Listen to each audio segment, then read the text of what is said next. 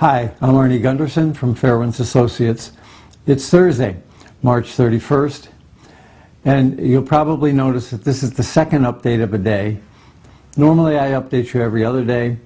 However, some disturbing video has shown up on Ustream that I wanted to talk to you about. First off, a little bit about my background. I used to be an executive in the nuclear industry, and one of the divisions I ran built nuclear fuel racks for boiling water reactors. So nuclear fuel racks are something that I know a little bit about. Nuclear fuel racks look like this. This is square cans at the bottom of essentially a swimming pool, and each can is designed to handle one nuclear fuel bundle, and that's the glowing thing you see sliding into the can. Now, the wrapper around those cans, it has boron in it, and that's designed to prevent a nuclear chain reaction from occurring in the pool. You don't want a chain reaction to occur in the pool. That should occur in the reactor. Now, what happened at Fukushima was when the whole site lost power, at Fukushima 4, there was no reactor operating. All the fuel had been removed and was in the fuel pool. Now, normally the pools are cooled. However, they lost power, so there was no longer any cooling. It appears that the pools boiled dry. The roof blew off the building.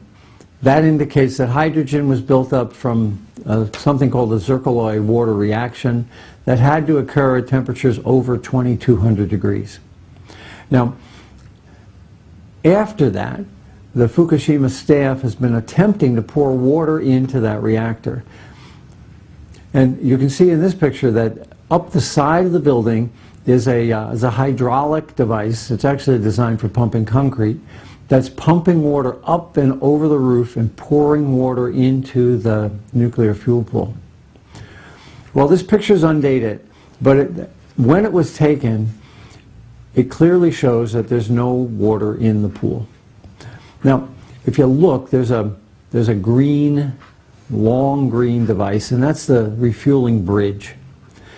Normally that glides along on rails above the pool, and the pool is that crystal clear water that you normally are used to seeing. Well, after the explosion, it has collapsed and is lying in the pool. Now, between seconds 33 and 37 on this video, you can see little boxes. And the little boxes are just to the left of that green bridge. The boxes are in air. Those boxes are the top of nuclear fuel racks. They're supposed to be under 30 feet of water. They're not. Now, what that means to me is a couple things. First off, the top of the nuclear fuel is exposed. Perhaps all the nuclear fuel is exposed, but certainly the top is. You can see steam coming up, but not from the top of the fuel. Down further in the cavity, there's steam coming up. So the water that they're spraying in is hitting the nuclear fuel and creating steam, but it's not filling that swimming pool. Now, the water has two purposes: cooling, but also shielding. So that means that the nuclear fuel is unshielded. That emits gamma rays. And the gamma rays go up into the sky, bounce off of air molecules through something called sky shine, and rain back down on the site as a background radiation that's much higher than normal.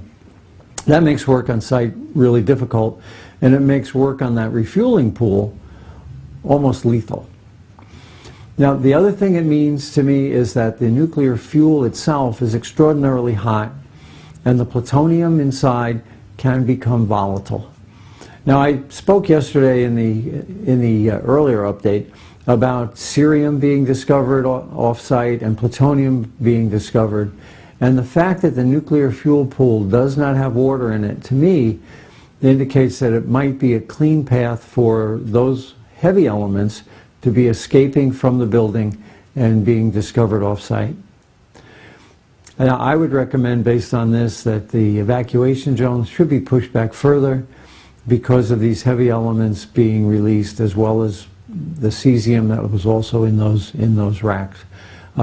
It does have some serious consequences. As this situation develops and perhaps more clear pictures are available, I'll update you again. Thanks again.